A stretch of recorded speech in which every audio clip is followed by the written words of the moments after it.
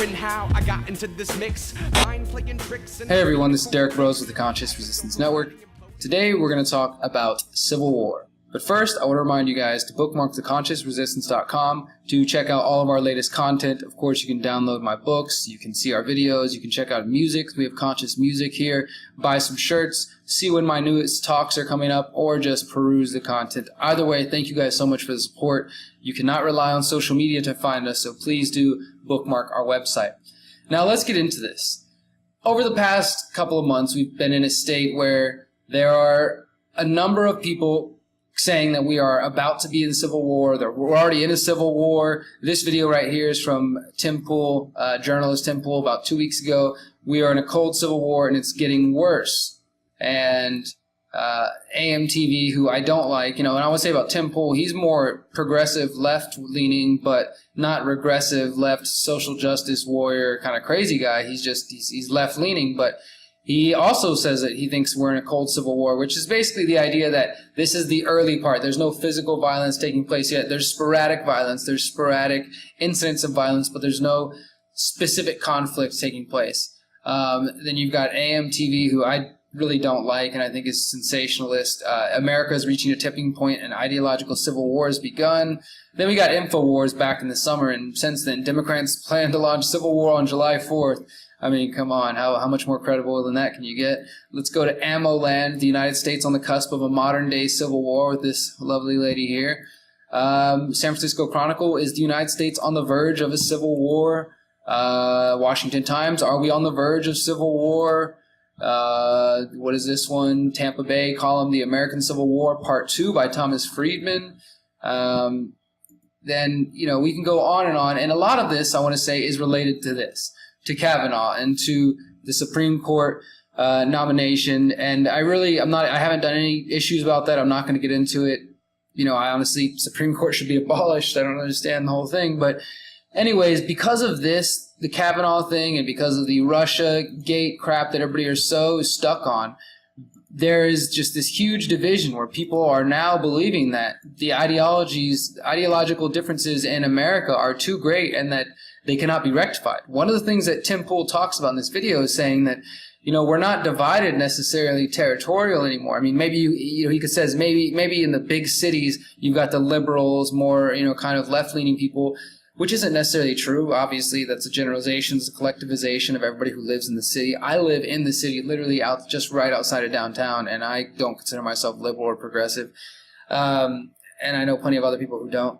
And I don't really consider myself conservative right-wing either. That's the thing is, we can't really just, how would these things be divided? It's not north versus south necessarily this time. It's not things like that. It's left versus right.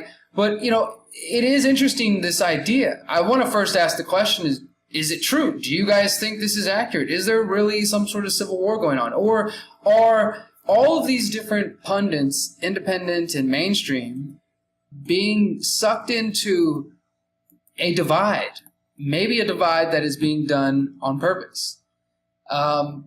I want to point to the work of this man, Steven Rabe. I'm not sure how to pronounce his name. I plan to do an interview with him very soon, but I want to see if I can pull up his book here, where he talks about the United States, I think this is it right here, the United States intervention in British Guyana and a Cold War story.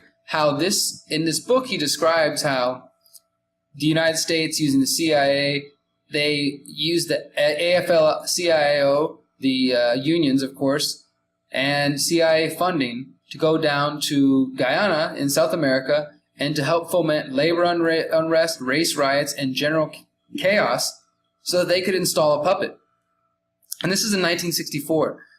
So I plan to interview this guy very soon to ask him and to get the story on how this happened. And we have to consider the possibility that everything we're seeing right now is being done by design, and that this is all a CIA or other intelligence agency psyop being used to divide the American people. We're told that, this is the Russians. Yeah, this is exactly what the Russians wanted. They wanted to put Trump in place and sow division in America and yada, yada, yada, and everybody wants to scapegoat the Russians. Sure, the Russians are trying to influence America, just like other countries are trying to. I'm more worried about Chinese and Israeli and Saudi influence, but the U.S. is also doing the same thing. So, I mean, that's not really an answer. We would be remiss and ignorant and idiotic to not think for a second that the U.S. government and the agencies of the U.S. government would like us to believe that there's a civil war on the horizon and to push us towards that. Because like people like InfoWars and Alex Jones used to say and comment about, is the reality that despite the division, there is a lot of common ground that exists. And there are plenty of opportunities for us to come together across the political spectrum to start focusing on the people above us. Of course, the problem is we all disagree on who's that's above us and what's exactly the problem. They put all these different competing ideologies and identity politics and just different ways for us to be upset and offended every single week, and a different water cooler topic to argue about or fight over, and it keeps people divided and distracted. I believe this is all being done by design.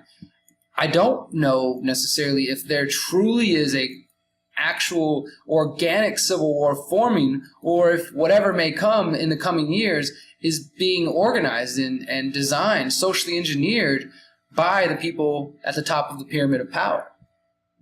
But I do believe it is highly possible. This is one of the reasons I've discussed getting out of the United States and maybe just for a period of time staying out and seeing how things go.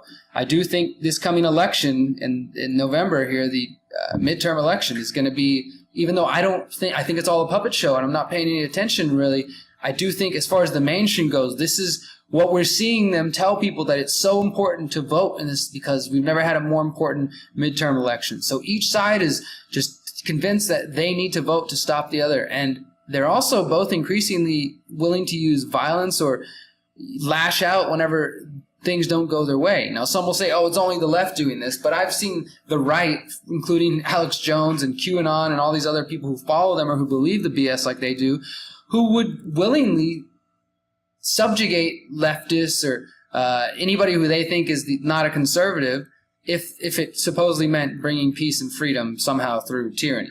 And so my point here is that there are a lot of people who claim, supposedly, if we are to believe that people commenting online are actual real people and not just trolls, again, part of the psyop and to convince us that there is a civil war, if we actually believe that these people are real, there apparently are people in America and online who would welcome a civil war, unfortunately, and who would somehow, they say, would participate in it. I don't think people truly understand the realities of war. I'm not a veteran myself, but I definitely understand all that sort of thing can entail. And it's not something to just joke about or to sort of have this fantasy in your head about being a war hero, civil war hero or something like this. There are people that are running the world that want to tear the United States apart. And I'm not a nationalist. I'm not a pro-government American constitutionalist, but I absolutely see that if we allow this country to be ripped apart, the people at the top will take advantage of that, and they may put Russian puppets in place here in the United States or Chinese puppets, but at the end of the day, it'll just be another person in control, and the people at the top will still be there. We have to get past this division. We have to start communicating. We have to start learning how to dialogue and talking face-to-face and growing. Otherwise, we are doomed, and there will be a civil war. One other thing, Tim Pool says that even though he's no prepper, he bought food recently, kind of emergency supplies, and I think that's a smart idea, no matter what your situation is. And that's something I've talked about with Freedom Cells and in other videos. Just being prepared for any type of emergency, weather emergency or for anything, is a good idea. Having some sort of bug-out plan or hunker-down plan or just whatever it may be, you guys decide what's good for you and your family. But what do you think? Are we headed for a civil war? Are we already in a cold civil war? Or is this all a bunch of BS? And yeah, thank you. I appreciate your time. Appreciate you listening. Please subscribe, follow, like, share, all that good stuff. Remember, you are powerful. You are beautiful. You are free. Peace.